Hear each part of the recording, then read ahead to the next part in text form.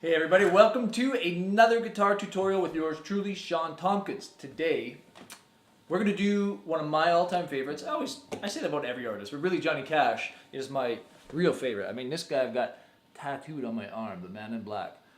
I got that in Memphis, actually, a long time ago. My wife and I went to a tattoo shop in Memphis. We went years ago.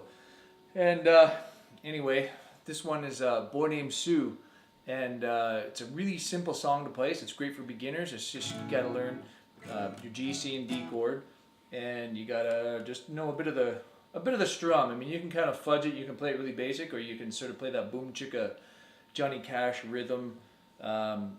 Anyway, here's how it goes. When I play it, I usually capo it to wherever my voice is at for the day, like I do with a lot of songs. And today I'll probably be singing it with the capo on the 2nd fret, so it'll actually transpose it up into A, but I'll reference the chord shapes, which are G, C, and D. That's really all it is. It's the root, the 4, and the 5, which we'll get into in another lesson, but you'll know what I'm talking about eventually. So anyway, if you weren't playing it with a capo and you were just playing it open, you would be playing a G chord. And you know what, let me get a little bit closer so you can see the finger pattern, and then we'll play the whole thing again at the end so that you got an idea of how to play along with the song, at least in the key that I'm playing it with and the way that I teach it. And then I just always like to include that because I like when you have a lesson and then you have something that somebody's applied to the song that you learned in the lesson, because then you can go learn the stuff and then sit there and play along with it, okay? So here we go. I'm going to get a little bit closer and then we'll go through the chord shapes and whatnot, all right? Okay, so now we're a little closer. I'll give you a close-up on the fretboard here. So basically, you've got a G chord. G is your 3rd fret, 6th string, 5th string, 2nd fret, open, open, open, and then your 3rd fret of your E string, which is also a G note. Okay, G chord, basic G chord, nothing special. And then, well, there's everything special about that really, because it's the basis for a lot of songs, but it's nothing complicated, I should say. Things don't have to be special to be complicated, right? Anyway, C is 3rd fret, 5th string, 2nd fret, 4th string, open, and then your B string, your 2nd string is 1st fret, index finger, and then open. You can kind of, sometimes what I do is just let my ring finger mute that low E, just so that the root of the chord is that C, okay? We're also gonna, as we play, I'll get into it when we're playing the strumming, but essentially you're gonna keep the root, the C, and then we're gonna jump to the G as well as the root of that, or the bass note of the chord anyway, and we'll get into that. And then you got a G, a C, and a D. And D is open 4th string, and then 2nd fret, 1st finger on the 3rd string, your G string, and then 3rd fret of the 2nd string, your B string, and then 2nd fret of the high E string, 1st string. Those 4, that's your D, okay? And then you're also going to play, when you're alternating bass, you're going to play D on 1, and then you're going to play A, which is your 5th string, okay? Okay, and those are all the chords you need to know. 3 chords, and when you 3, where's 3? There's 3. When you get into a little bit deeper into music theory, you'll learn that G, C, and D are your root, chord, 4th, and 5th, and we'll get into that in another lesson maybe. But essentially, it's a very common, very common chord pattern. We've covered it in other lessons already, but it's pretty simple. And the only thing you need to master when you play this song is the strumming pattern. So it's a boom chicka is what you want to say in your head when you're playing this. Boom chicka, boom chicka, boom chicka, boom chicka, boom chicka, boom chicka. It's just straight 4/4 time, but if you keep that rhythm in your head, boom chicka, boom chicka, boom chicka, boom, it's like a freight train. Boom chicka, boom chicka, boom chicka, boom chicka, boom chicka. And if it helps, you can play it muted. In fact, they say that Johnny Cash used to play, or him and his band used to play, when they played in the Grand Ole Opry, they couldn't play with drums, so they used to put money through the strings, and then when they did that, it would give it this really cool snare drum kind of sound, and that's how they added the rhythm, and it just really drove their sound, and it became kind of a signature for them.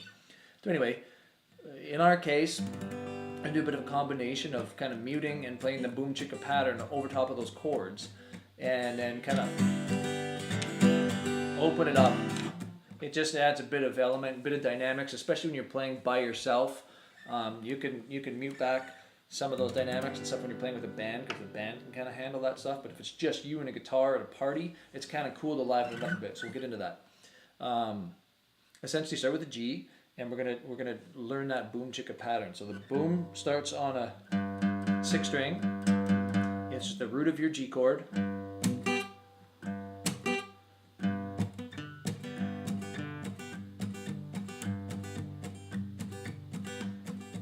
Okay, so when you hit the boom, and then it's a down up, real quick, boom, boom.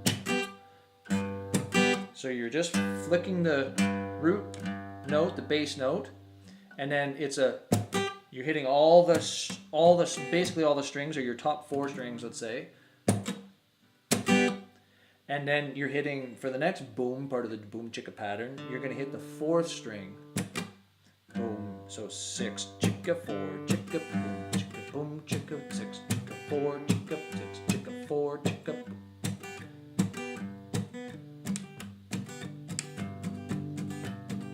Right? Well, my daddy left home when I was 3. You see how it goes? So you start off slow. Let's do it together. 1, 2, 3, 4.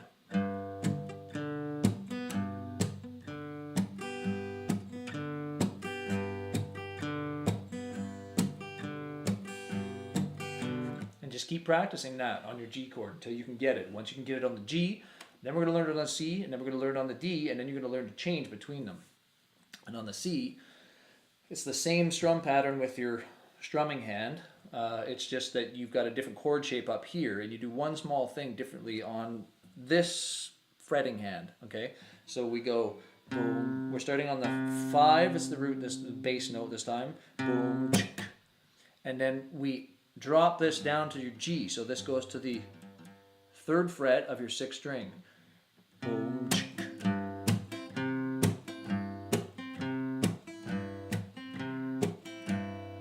Okay, that's the same thing, the same pattern. Boom, chicka, boom, chicka, boom, chicka, boom. Chicka.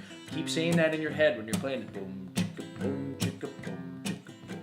Okay, and then we're gonna go to D. The D is the same thing. It's just that we're starting with the 4th string as the bass note, and then we're going to go to the A string.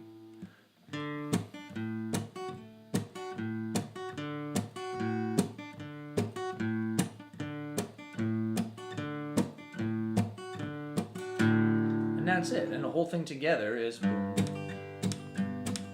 My daddy left home when I was 3, and he didn't leave much to my ma and me. So this old guitar, an empty bottle of booze. Oh yeah, right. And at the end, I add a little bit of just an open strum, up, down, or down, up, just to give it some flair and a bit of ring out when he kind of sings, I guess, the first part of the chorus, and at the end, when Johnny Cash does it, he kind of sings it out. So I just go like that for the sing talk part. My daddy left home when I was 3, so he's talking here. But he didn't leave much to my ma and me, just this old guitar, an empty bottle of booze. End on the G.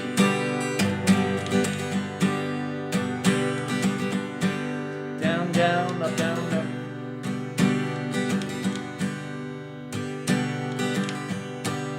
Down, down, up, down, down, up, down.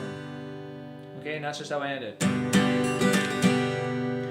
My daddy left home when I was 3, and he didn't leave much to my mom and me, just this old guitar, an empty bottle of booze. And then the pattern just starts again, and you play that the whole way through. You can add dynamics in where you're basically playing that boom chicka strumming pattern, but you just mute it while you're playing it. So you use that fleshy part of your strumming hand, and you just just to bring it down a bit, and then now you're gonna die. Kind of build it up, right? Because again, you don't have that band playing with you when you're playing like this. So when you play by yourself, you have to add those dynamics and different little strum patterns. They're just little tiny things. But what I've learned over the years is those are really important for adding that dynamic. It's just the really best, the only term I can think of to describe it. It's the changes in the dynamic and the volume and the strum pattern that make it sound like you're doing a lot more than you really are. You're still just playing 3 chords over a really basic pattern. And it might not sound spectacular or like you're a virtuoso, but it will just add this something to the song that makes it more interesting than just playing straight strumming. But it still works. Daddy left home when I was 3 and he didn't leave much to my mom and me. This old guitar, an empty bottle of booze. See, it still works. It's still the same. It's just not quite the same as Daddy left home when I was 3 and he didn't leave much to my mom and me. This old guitar, an empty bottle of booze. Right? It just adds a little something. So follow along when I play and you'll see exactly what I mean, and keep on rocking. Okay, here's Johnny Cash's Boy Named Sue. I've capoed up to the 2nd fret, which puts us in the key of A, but I'm still playing the G, C, and D chord shapes. But if you want to play along with me right now or on this video, you got to capo up to the 2nd fret. When you play it, obviously, you can play to whatever you want, wherever you want your singing key to be. But in my case today, I'm capoed up to the 2nd fret. So if you want to play along, get yourself a capo and put it there. All right? 1, 2, 3, 4. Well, my daddy left home when I was 3 and he didn't leave much to my mom and me, but this old guitar, an empty bottle of booze. Now, I don't blame him because he run and hid, but the meanest thing that he ever did was before he left, he went and named me Sue.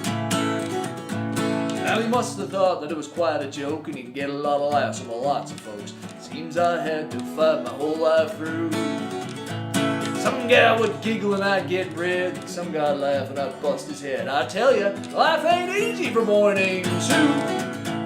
I grew up quick and I grew up mean. Fists got hard and my wits got keen. Roamed from town to town to hide my shame. I made me a vow to the moon and stars. I'd search the honky tonks and bars and I'd kill that man that give me that awful name. Well, it was Gatlinburg in mid-July and I just hit town and my throat was dry. Thought I'd stop and have myself a brew. Well, there in a low saloon of mud, sitting at the table dealing stud, sat that dirty mean dog named me Sue. I knew that snake was my own sweet dad from a worn out picture that my mother had. I knew that scar on his cheek and his evil eye. Well, he was big and bent, and he was gray and old, and I looked at him and my blood ran cold, and I said, "My name is Sue. How do you do? Now you're going to die." That's what I told him. I hit him hard right between the eyes and he went down, but to my surprise, come up with a knife and he cut off a piece of my ear. I busted a chair right across his teeth and we crashed through the wall and into the street, kicking and gouging in the mud and blood and dirt. I tell you, I fought tougher men, but I really can't remember when. I kicked like a mule and a bit like a crocodile. I heard him laugh and then I heard him cuss and he went for his gun, but I drew mine first and he stood there looking at me and I saw him smile. And he said, "Well, son, you know this world is rough. If a man's gonna make it, he's gotta be tough. I knew I wouldn't be there to help you long. So I gave you that name, I said goodbye. I knew you'd have to get tough or die, and it's that name that helped to make you strong. Now you just fought one heck of a fight. I know you hate me. You got the right to kill me now. I wouldn't blame you if you do. But you ought to thank me before I die for the gravel in the guts and your spit in your eye, 'cause I'm that sumbitch named you Sue. Well, what could I do? What could I do? Got all choked up and I threw down my gun and called my pa and called me son and come away with a different point of view. And I think about him now and then, every time I try and every time I win. And if I ever have a son, well, I think I'm going to name him Bill or George or anything but Sue. I still hate that name.